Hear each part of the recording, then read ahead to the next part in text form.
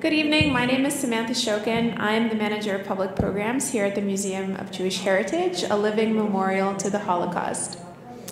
Before we begin tonight's program, I'd like to say a few words about the museum.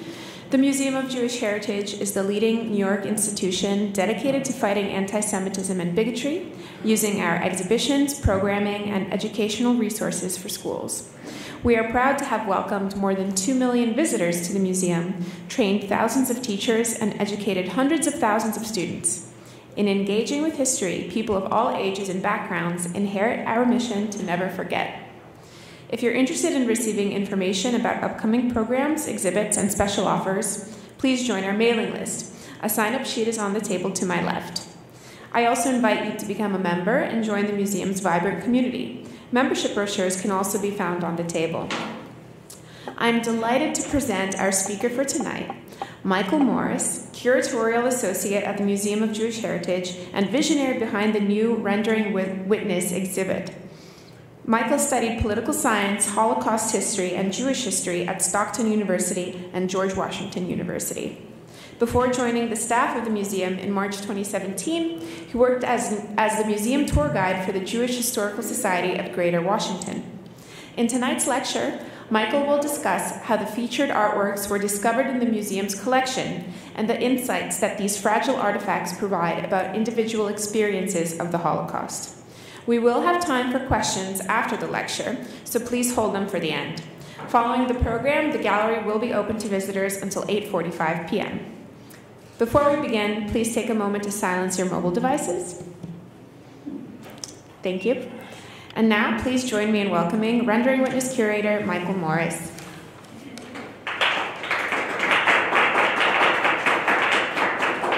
Good evening, everyone. So, welcome and thank you so much. Looks like we have some more people coming in, but we'll just get started. At first, I'd like to start talking about how this exhibition came to be. So we shall get started. So the idea for the exhibition came in March 2019 when something that I would refer to as a research request came to the Museum of Jewish Heritage. Another New York City museum was interested in art that we had in our collection. Because they were interested, they ultimately did not decide to take a loan, but they were interested in what art we had that were made by people who were living through the Holocaust in camps and ghettos or immediately after the war. So I went through our collection database system and created a sampling of what we have. And you see an example. This is a screenshot of something that I made for them with the art and some of the basic information. Ultimately, as I mentioned, they did not choose to put in a loan request for their exhibition. However, that's when the seed first was planted in my mind that the Museum of Jewish Heritage could do something, could do an exhibition that's really focused on art. So now to take a little bit of a deeper step back, I'd like to talk about the role that art plays in the collection of the Museum of Jewish Heritage.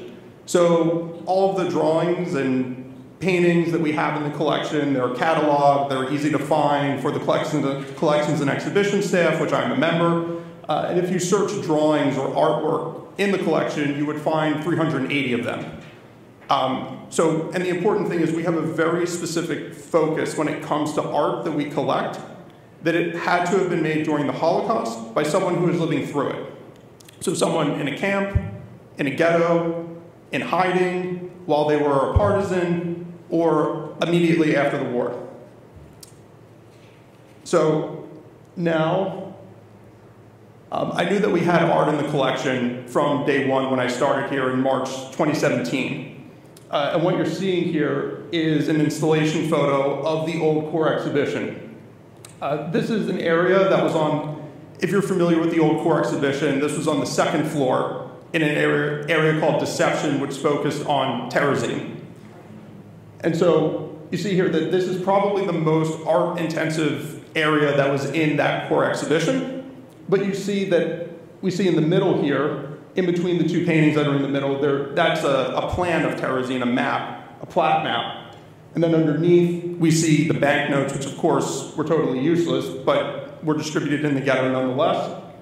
And then we see documents on the bottom, on the far left, and on the far right.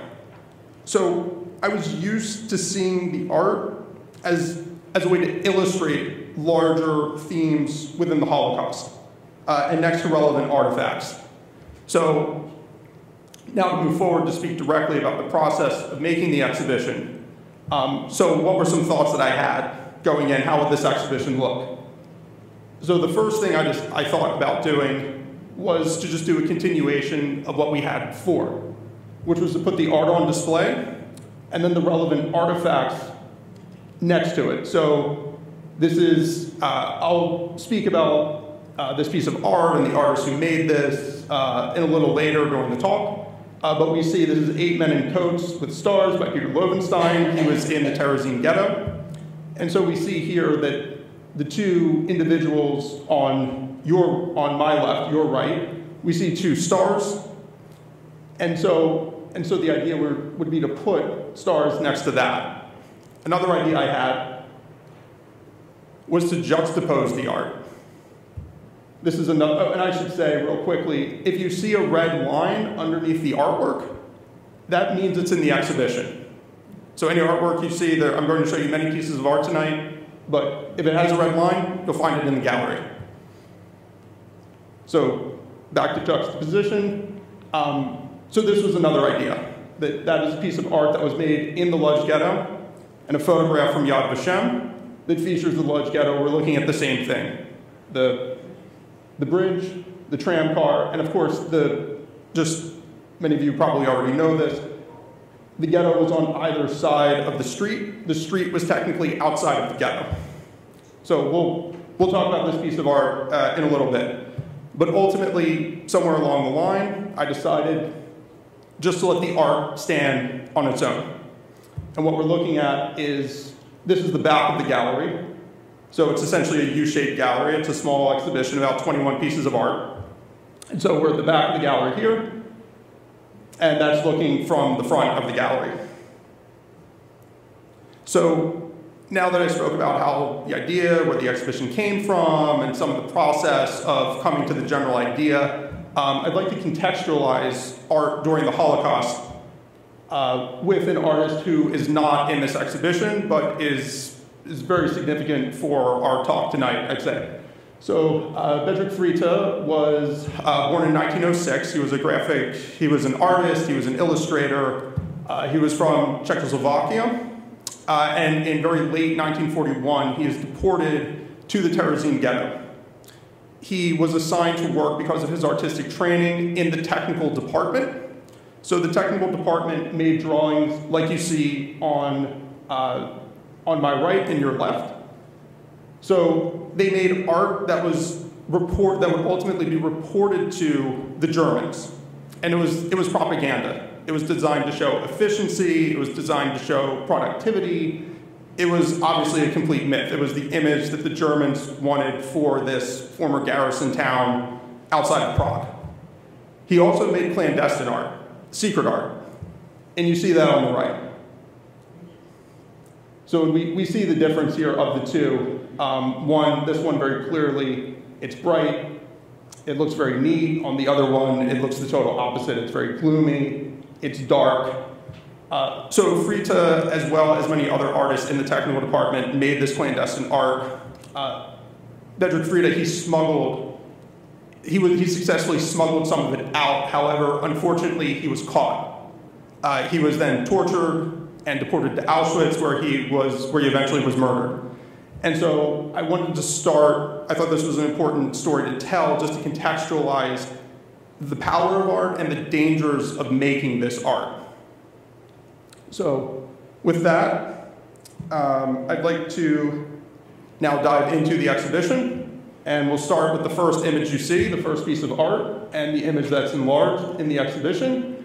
It was already shown a number of slides ago, 8 Men in Coats by Peter Loewenstein.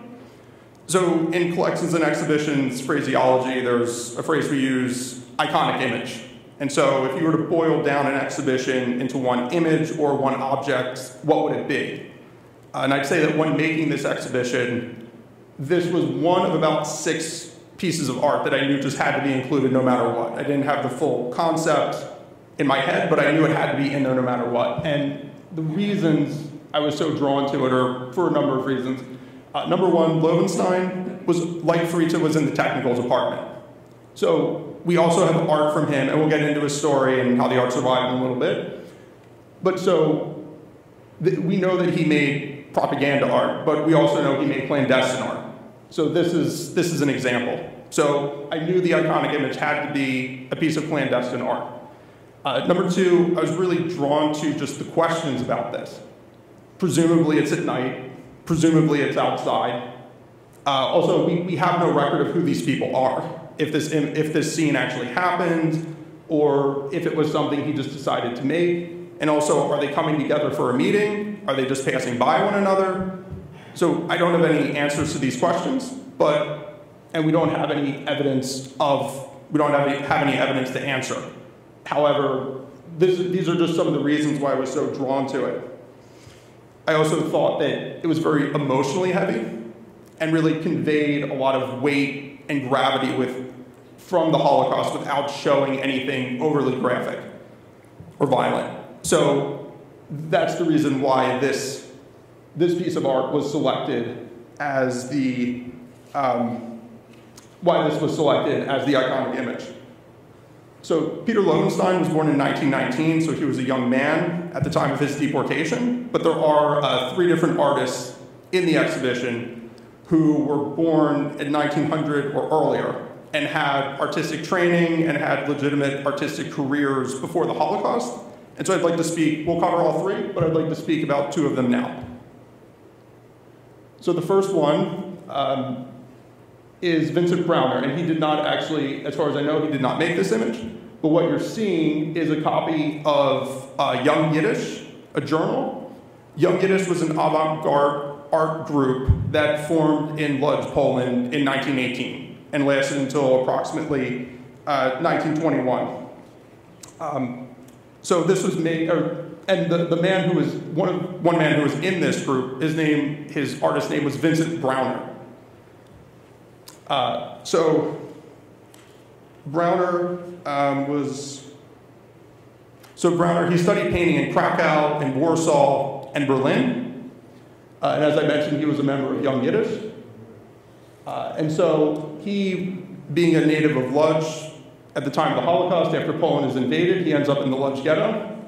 And that's where he makes this piece of art. You see his photo. There's a photo of him in the top right-hand corner. This is from Yad Vashem's archive, their photo archive, and actually those 2 sculptures he's holding, they actually survived the war, and they're at the Emanuel Ringelblum Center in Warsaw today. So what I was really drawn to in this piece of art, I first knew it was in the collection around late 2017.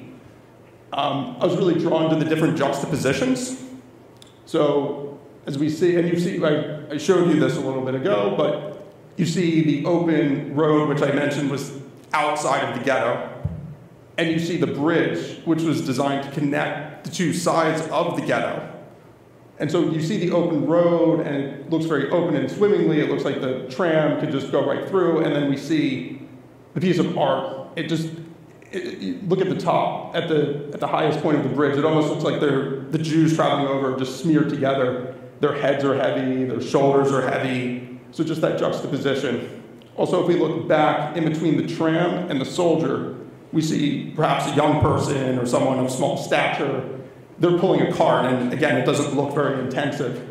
And then you look inside the ghetto, and you have what looks to be like multiple people, one person in the front, one, perhaps maybe more people in the back, pushing. You also see with if we look all the way on the left, with the tree, and clearly it's at the very least not in bloom, if not dead. So just all of these juxtapositions I thought was a very, very, very striking piece of art. Some of you may know the Holocaust survivor Ray Cantor. She was in the Lodz ghetto. She was here when the exhibition opened for the press preview, and she explained to one of the reporters that she lived on that side and walked over the bridge every day to work to go on that side.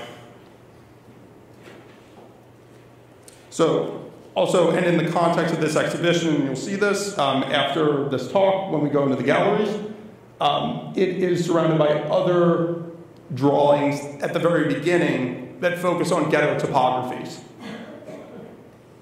And so we see, so it's a little hard, maybe a little hard to see from your vantage point, but we see the first one on the left is the Browner piece, and then the three others that I showed you follow that. Okay, so the next artist I'd like to speak about is Joe Speer. I forgot to mention, Browner did not survive the Holocaust. He's deported to Auschwitz, and he's murdered during the war. Joe Speer survives the Holocaust, but that comes later in the narrative. So Joe Speer was born in 1900. He worked as an artist and an illustrator in the Netherlands. And after the German invasion of the Netherlands in May 1940, he's fired from his job. Joe, his wife, and his three children are all deported to Terezin. And I mentioned the technical department, which made a lot of maps and plans. There was also another art workshop in there, which the translation would be the workshop for arts and crafts and utility painting. And here's an example of one thing that they produced, that this coffee house, this came from a book. The translation would be images from Terezin, and I've seen some other clandestine pieces of art that, of course, depict this in a much different manner. But this particular piece was actually made of one of 18 in this book that was eventually used as a souvenir for members of the SS.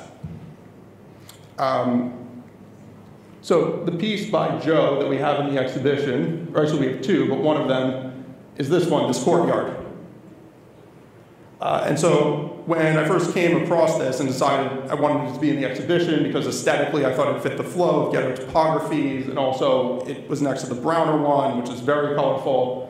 The big question was, where is this? Because we had somewhere in our internal files that this was the Sudeten barracks, which would be at the bottom here in the center. However, we know from doing research that the first transport to Terezin, men were housed there. But in 1943, when this drawing was made, that the barracks is evacuated to become an archive space. And so, of course, you could have been making something just for the sake of making something, but it didn't make much sense. Why would there be people outside in 1943? So a former curator and archivist here at the museum put me in touch with a curator at the Terezin Memorial, and we learned, in fact, that this in fact is not the Sudeten barracks, but this is the Cavalier barracks. And the reason why it's an easy mistake is because the Sudeten barracks is all the way at the bottom, and the Cavalier barracks is on the opposite side. So they appear very similar. And so all of a sudden this started to make more sense, because the Cavalier barracks was where the elderly and the mentally ill were housed. So that's what we're seeing here. We're seeing the residents outside of the barracks. Oops. So Joe, his wife, and his three children, fortunately, do survive the war. The family moves back to the Netherlands, and after the war, Joe resumes his career as an illustrator for different publications. And one thing I found on the Library of Congress website that I liked a lot is in 1949, he made this pamphlet for the Dutch government, which was distributed to over 2 million people in the country, titled, this is the English translation, The Marshall Plan in You. And in a very succinct, light, comical fashion, he explained what the Marshall Plan was, what it will do, what it can do for the Netherlands, and what the United States, the end of the bargain for the United States and the end of the bargain for the Netherlands. And I love this. Without the Marshall Plan, your machines and shops would be shot, and so would your socks. So you can find it on the Library of Congress website. We spoke about two artists who had careers before the Holocaust. One survived, Joe Speer, and one who perished, Vincent Browner. So now I'd like to talk about a young girl. She was born in 1929 and deported to Terezin. So was too young to have secondary education or university level education. However, was extremely talented and made a great, great, great visual record. I'm just going to take a sip of water and then we'll get into it.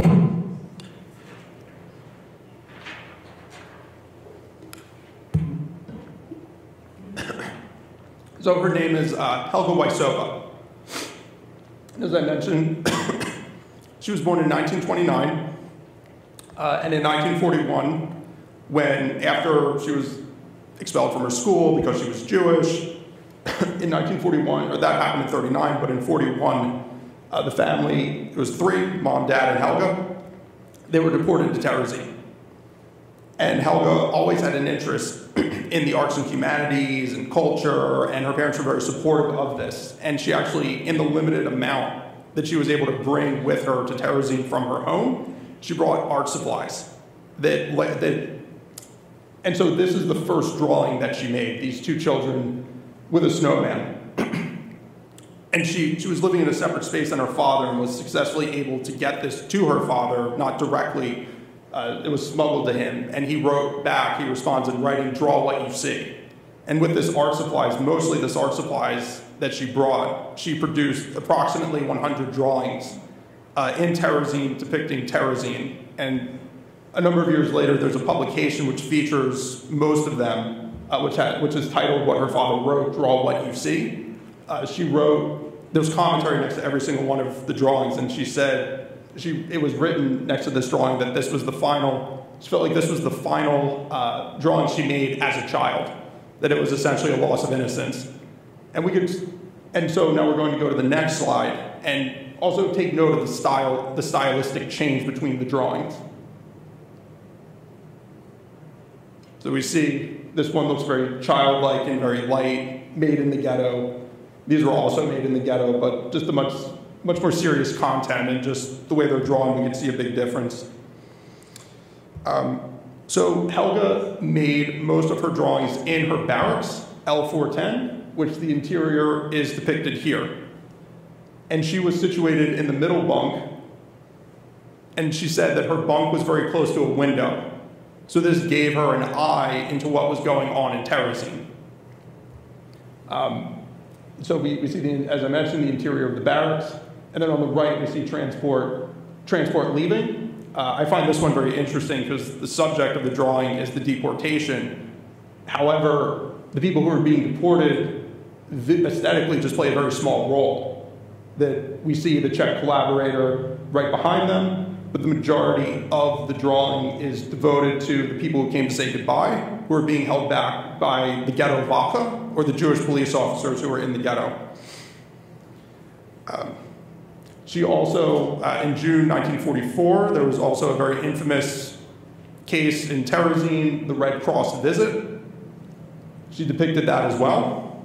And in her diary, she writes, "The committee, which the Red Cross, for whose sake a transport had left and the triple-decker bunks were destroyed, left and was apparently satisfied." And then a little later in the passage, it's funny, but it looks as if they're trying to change Terezin into a spa town. And so we see the quote-unquote beautification on the left of the exterior, and then on the interior of cutting down the bunks. Of course, this was a massive propaganda triumph for the Nazis, and of course, showed Terezin, of course, showed it in a way that was completely unrealistic to what the people were actually living through. So Helga and her mother are deported from Terezin to Auschwitz, and then from Auschwitz to Mauthausen, where they both survived. But before she was deported, she entrusted her drawings to an uncle who was in Terezin, who hid them behind a wall in one of the barracks. And after the war, they're retrieved, and that's how the art survives. So with that, I'd like to speak more about how the art survived, or some of it.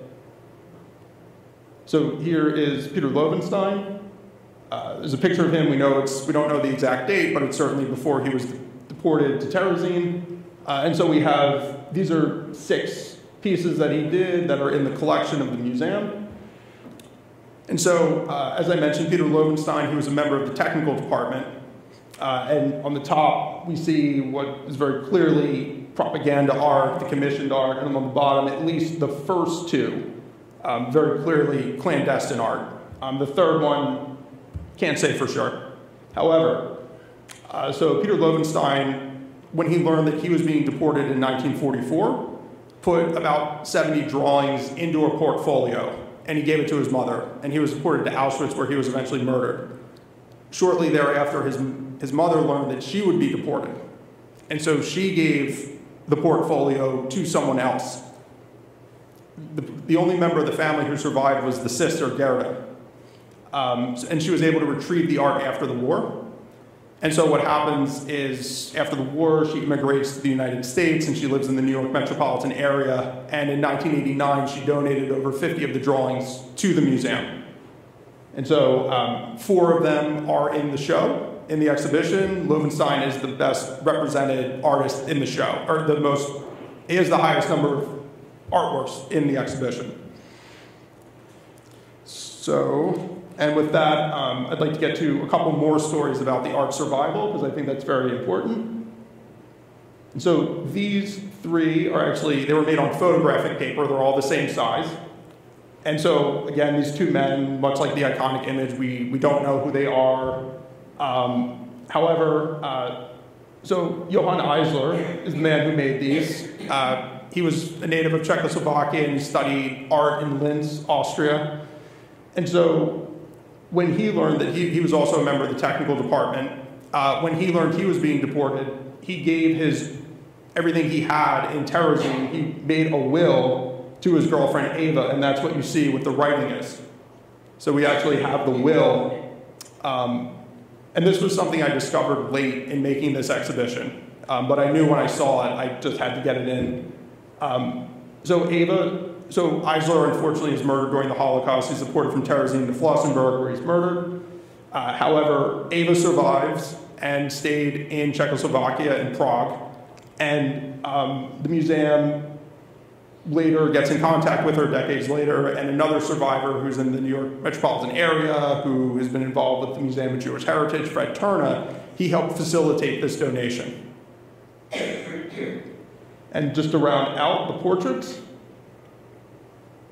so these are 2 other portraits that we have in the exhibition.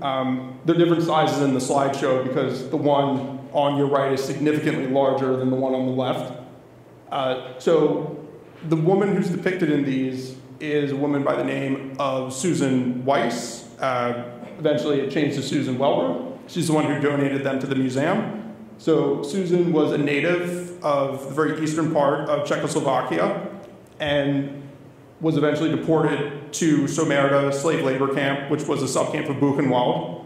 And while she was there was another woman, Nancy Annis, who was also Jewish and had a very similar, came from the same region of Czechoslovakia. And Nancy, as you could see, was a talented artist. She, with any paper or writing utensils she could find, she depicted fellow prisoners, she depicted members of the SS, and she drew these and gave them to Susan. And you can't see it so well from the images here, but once you go in the show, you'll see how they're folded, that Susan was able to, these pieces of art survived. With Susan, she hid them in the arm of her prisoner uniform, and she also hid them in the area where she slept. So Susan's side of the story we know. During a death march, she and her sister escaped and hid until the official German surrender. However, Nancy Annis, we don't know her fate. We didn't have any information on her in our internal files. And I reached out to a genealogist at the United States Holocaust Memorial, at the U.S. Holocaust Memorial Museum. And he searched all the logical areas where you would learn to find about what someone's fate was, and we simply don't know. We know when she was born and where she was born and when she was deported, etc., but we don't know what happened to her. Okay, so now in coming towards the end of this presentation, I'd like to discuss what I say is the climax of the exhibition. And it's the back wall, which one way to set it off from the rest is to put it a different color. Instead of the grayish blue we see on the sides, we have the wall set in black. And so these are 3 pieces of art made by a man, Alfred Cantor. And these are the 3 specific pieces. So Alfred Cantor was a native of Prague. He was studying to be in the advertising field, but his studies were cut short in 1940 when he was at the behest of the Germans. He was expelled from his school. He was deported to Terezin first, where he he was a trained artist and he continued to draw throughout the whole time period, but he actually worked in Terezin in one of the kitchens as a stoker, which also enabled him to have access to food, more food than under normal circumstances. But he drew during his whole Holocaust experience. However, he destroyed most of the art he made immediately after he made it for fear of punishment. The other important thing about Cantor is in 1971, a book was published of a portfolio he made immediately after the war in July 1945 in a DP camp, and that's where these quotes come from. So the top one opens the exhibition. My commitment to drawing came out of a deep instinct of self-preservation and undoubtedly helped me to deny the unimaginable horrors of that time. And then further down in the middle of the exhibition, I felt obsessed, driven in fact by the overwhelming desire to put down every detail of this unfathomable place, which was Auschwitz. I began to observe everything with an eye towards capturing it on paper. He was able to continue drawing in Auschwitz because a fellow prisoner was a doctor in the camp infirmary, and he supplied him, he said he doesn't know where he got it, but he supplied him with paper and drawing utensils. So Cantor from Auschwitz was deported to Schwarzheide, and then on a death march is brought back to Terezin. Shortly after the war, he makes a portfolio of 127 images. That enlarged image on the back and the right, that's one of those images. And that the actual book itself is on display in the Auschwitz exhibition on the 3rd floor. So this is the final scene that we see in the exhibition, and the works continue. So we'll start with Alfred Cantor. So this is a photograph of him in 1997. This is around the time he did his testimony with the USC Shoah Foundation. And this also came from the book of Alfred Cantor. The first days of freedom were strange. I was so happy to be alive, and at the same time, I felt that nothing would ever be the same again. And so this is paired with this other work of art, pencil on paper, by Alfred Loewenstein. He's the third of 3 of artists in this exhibition who were born in 1900 or before. He made many pieces of art, was exhibited by the Hungarian Jewish community, but after the war made very striking drawings of his Holocaust experience. And this is, as I mentioned, one of the 6 pieces of art that I knew just had to be in the exhibition. And for me, the chair plays a very strong role in this drawing. Because I also feel like it really encapsulates these 2 quotes that you see from this person that I get a sense when I look at his face and look at his body that the ordeal is over. However, we see from his face that it was something that's going to stay with him. The horror that he endured is not something that he'll easily be able to shake off. And that, of course, is paired next to Alfred Cantor. Decades later, we see a survivor actually holding that book I mentioned with the 127 images.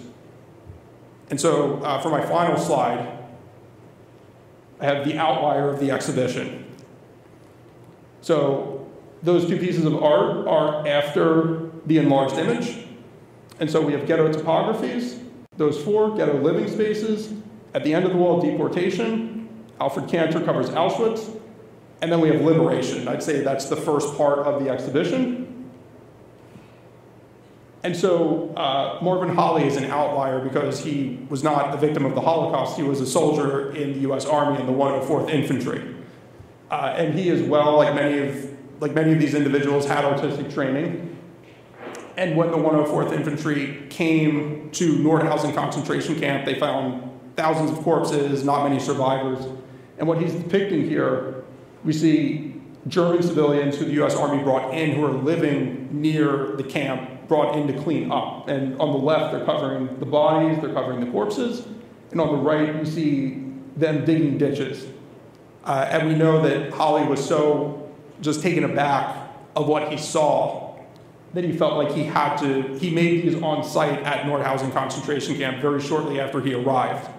And so this goes with the theme of how people used art to process the horror that they were, in the case of everyone except Holley, living through.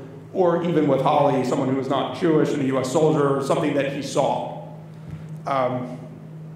So that's my presentation, and I'd be happy to take any questions about the exhibition.